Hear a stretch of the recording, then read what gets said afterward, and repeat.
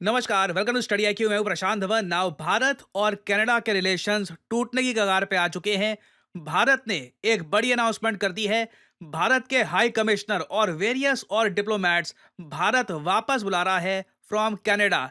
देखिए, स्थिति बहुत ज़रा खराब है। मैं कहूँगा अब तक सबसे ज़्यादा खराब डिप्लोमेटिक सिचुएशन हो चुकी है इंडिया और कनाडा के बीच में। रीज़न मैं आपको बताता हूँ। कनाडा ने, आप सुन के हैरान हो जाएंगे, कनाडा ने यह कहा कि भारत के सबसे बड़े जो एम्बेसडर हैं टू कनाडा, इंडिया के high commissioner to Canada Sanjay Kumar, इनका नाम डाल दिया है इन्वेस्टिगेशन में of the Hardeep Singh Nijjar case. Nijjar की किलिंग को लेकर ये कह रहे हैं कि भारत के बहुत सारे डिप्लोमेट्स और भारत के सबसे बड़े diplomat, Indian high commissioner to Canada, ये सब पर्सन ऑफ इंटरेस्ट बन चुके हैं। बहुत बड़ा अपमान है भारत का, और इंडिया ने यह अपमान बिल्कुल नहीं सहा। सीधा सीधा ये कह दिया है, ओके, तुम्हारी कोई इन्वेस्टिगेशन में कोई हमको भरोसा नहीं है। हम हमारे high commissioner, Indian high commissioner को वापस बुला रहे हैं भारत। और अब आप देखोगे इंडिया कनाडा रिलेशंस बिल्कुल डिसमेंटल होने की कगार पे आ जाएंगे। कनेडियन एम्बेसडर टू इंडिया जो हैं, ये मीडिया के सामने आए और इन्होंने भी ये बात बोली। ये जो छोटी सी क्लिप है, बहुत इंपॉर्टेंट क्लिप है, ये मैं चाहता हूं आप देखें। नाउ, हरदीप सिंह निज्जर की मौत हुई थी जून 2023 में।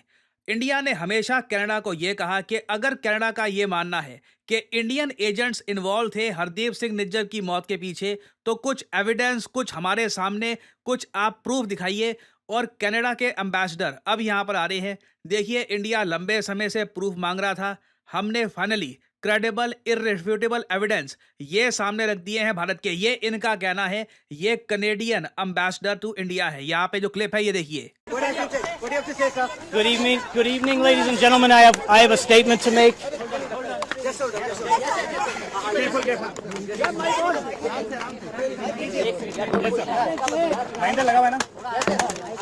The government of Canada has done what India has been asking for.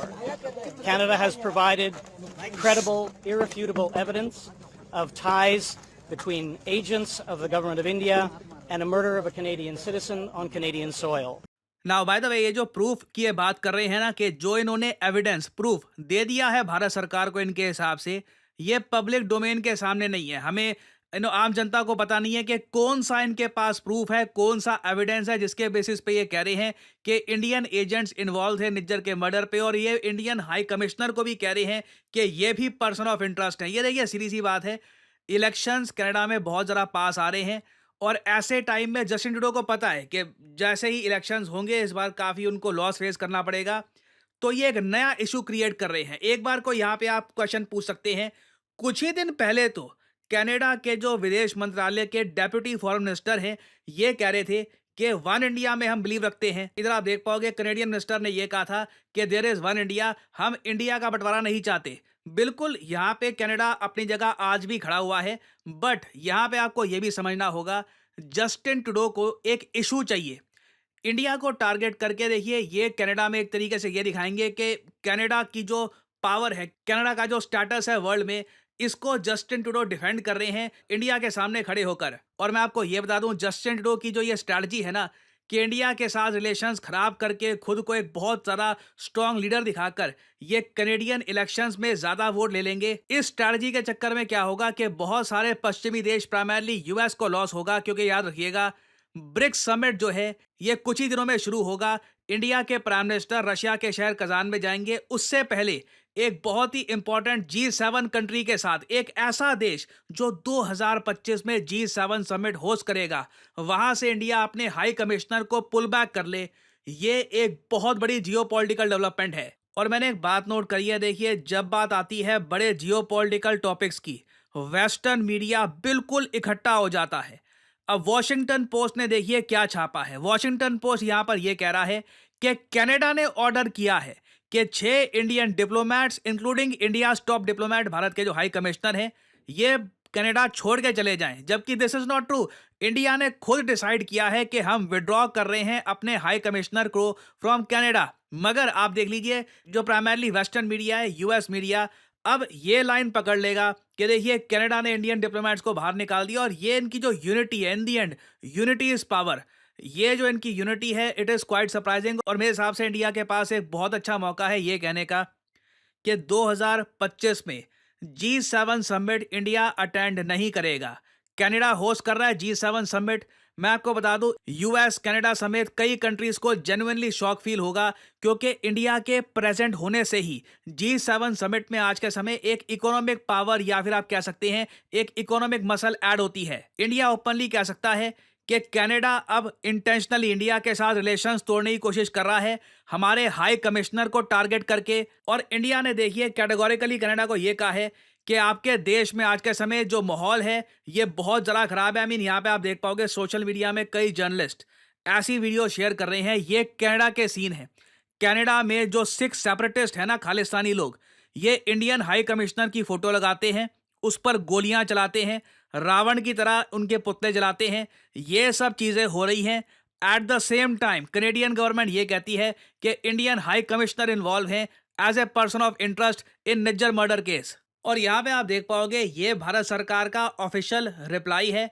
India ने ये कहा है कि बिल्कुल हमारे हाई कमिश्नर को बताया गया कि इन पर बेसलेस तरीके के एलिगेशंस लगाए जा रहे हैं। It was underlined that in an atmosphere of extremism and violence, जैसे मैंने आपको बताया कनाडा में बिल्कुल एक्सट्रीमिज्म और वायलेंस का एटमॉस्फेयर है। जो ट्रूडो गवर्नमेंट है, यहाँ पे अगेन आप बात नोट करिएगा, हमने कनेडियन गवर्नमेंट की जगह ट्रूडो गवर्नमेंट का है। मैं आज भी आपको बता दूं जस्टिन ट्रूडो की जगह अगर कोई और आदमी कनाडा का पीएम बन जाए तो इतने इश्यूज इंडिया कनाडा के बीच में नहीं आएंगे। तो जो ट्रूडो गवर्नमेंट के एक्शंस हैं ये एंडेंजर कर रही है सेफ्टी ऑफ ऑल इंडियंस। और आगे देखिए ये लिखा है we have no faith in the current Canadian government. जो करंट जस्टिन ट्रूडो की सरकार है उस पर हमारा कोई भी भरोसा नहीं है, ये सेफ्टी इंश्योर करे या ना करे, और इसलिए Indian government has decided to withdraw. हम लोग खुद कह रहे हैं कि हमने हमारे जो हाई कमिश्नर हैं इनको विड्रॉ करने का फैसला किया है, but western media, Washington times वगैरह ये सब दुनिया भर में न्यूज़ ये फैला देंगे कि कनाडा ने इंडियन टॉप डिप्लोमेट को बाहर निकाल दिया है।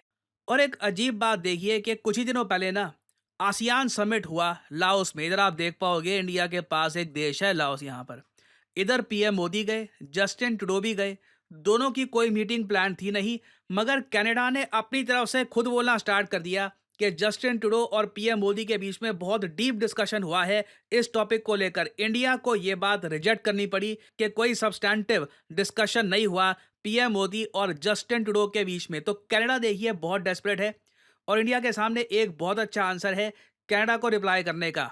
हम G7 समिट अटेंड नहीं करेंगे और खुल के बोलिए कि कनाडा के वजह से हम अटेंड नहीं करेंगे। हम ब्रिक्स समिट अटेंड करेंगे, एससीओ अटेंड करेंगे, मगर G7 में हम पार्टिसिपेट नहीं कर पाएंगे जब तक कनाडा जैसे देश ऐसे समिट को होस्ट करते हैं। 2025 में इंडिया के पास गोल्डन अपॉर्चुनिटी है। इससे कनाडा पर भी हैवी प्रेशर आएगा फ्रॉम यूएस, तो इंडिया को यह करना होगा। उसके अलावा कनाडा के साथ जो हमारे टाइज हैं इनको भी डाउनग्रेड करने की आवश्यकता है, नहीं तो कल को कोई भी देश हमारे जो हाई कमिश्नर हैं उन पे आरोप ओपनली लगाता रहेगा। तो अभी देखिए सिचुएशन काफ़ी ख़राब है।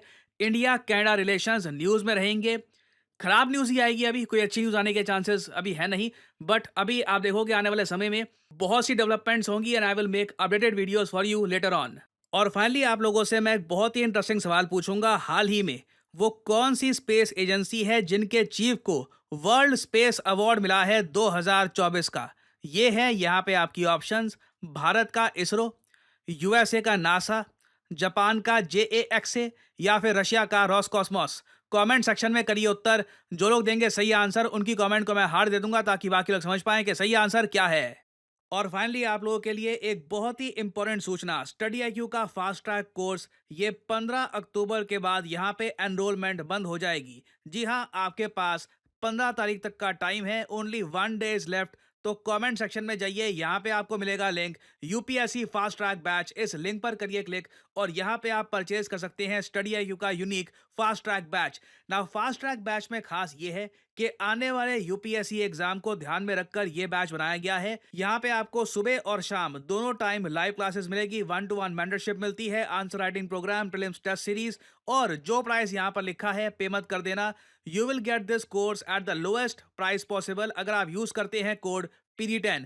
वेरियस और कोड्स भी यहाँ पे आपको दिख रहे होंगे। फॉर एग्जांपल इंडिया लाइव, इन पे आप क्लिक करेंगे, you will not get the maximum discount possible. Use करिए code PD10 and you will save a whole lot of money. तो याद रखिएगा 15 अक्टूबर को रात 12 बजे इस पूरे बैच में एनरोलमेंट खत्म हो जाएगी। उसके बाद आप यहाँ पे एनरोल नहीं कर पाएंगे। बैच स्टार्ट हो चुका है। The fast track journey to UPSC exams has begun. तो अगर आप ज्वाइन करना चाहते हैं ये batch, use the code PD10 and save money. इसी नोट के साथ ये है वीडियो का अंत। Thank you for listening and I always say, may the gods watch over you.